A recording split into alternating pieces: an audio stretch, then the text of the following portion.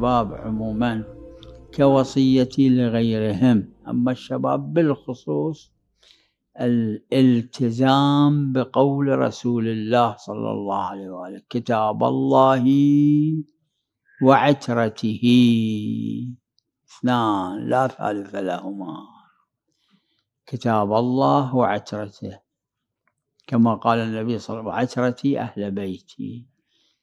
يحاولون بالمقدار الممكن، لا يقصرون في ترويج، في تعظيم، في تعميم كتاب الله القرآن الكريم وعترة الرسول أهل البيت عليهم السلام. أركز على هذا وأؤكد عليه للجميع خصوصا الشباب.